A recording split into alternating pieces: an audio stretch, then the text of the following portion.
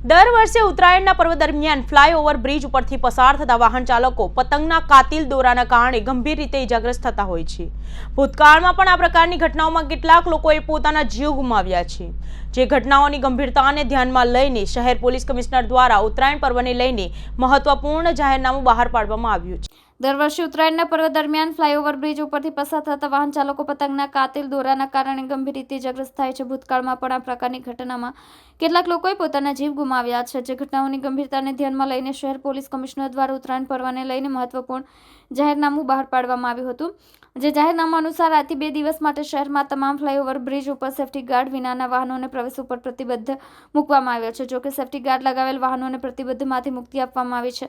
Safety guard વિનાના વાહન ચાલકો ફ્લાયઓવર બ્રિજ ઉપરથી પસાર ન થાય તે માટે 1500 હોમગાર્ડના જવાનો, એક SRPની ટુકડી અને 100 જેટલા પોલીસ માણસો સુરક્ષા બંદોબસ્તમાં તૈનાત કરવામાં આવ્યા છે। પોલીસ જવાનો અને હોમગાર્ડ દ્વારા તમામ ફ્લાયઓવર બ્રિજને છેડે ખડે પગે ફરજ બજાવવામાં આવી રહી છે। એટલું જ નહીં પરંતુ સેફટી ગાર્ડ વિનાના વાહન ચાલકોને બ્રિજ નીચેથી પસાર થવા માટે ફરજ પાડવામાં આવી રહી છે। આ સાથે જ તાપી નદી પરના બ્રિજ ઉપર તમામ વાહનોની પ્રતિબંધમાંથી મુક્તિ અપાઈ છે। તો સાથે જ 4-વ્હીલર કારના ઉપર આવેલા સનરૂફ ટોપનો ઉપયોગ ન કરવા માટેની પણ કડક સૂચના જાહેરનામા મુજબ આપવામાં આવી છે। સુરત પોલીસ કમિશનરનું આ જાહેરનામું આગામી 15મી જાન્યુઆરી સુધી અમલી રહેશે। આગામી મકર સંક્રાંતિના પર્વ નિમિત્તે તારીખ 14 અને 15 જાન્યુઆરીના રોજ માનનીય પોલીસ કમિશનર શ્રી સુરત શહેરનાઓ દ્વારા એક જાહેરનામું બહાર પાડવામાં આવેલું છે, જેમાં પ્રજાજનોની સુરક્ષા માટે ખાસ કરીને સુરત શહેરના જે ફ્લાયઓવર છે એની ઉપરથી તમામ 2-વ્હીલરો જેને સેફ્ટી ગાર્ડ નથી લગાવવામાં આવેલા તેઓને ત્યાંથી જવા માટે પ્રતિબંધ લગાવવામાં આવેલો છે। જેને સેફ્ટી ગાર્ડ લગાવવામાં આવેલા છે તેને આ પ્રતિબંધમાંથી મુક્તિ આપવામાં આવેલી છે। નદી ઉપરના બ્રિજ જે છે ત્યાં 2-વ્હીલર જઈ શકશે।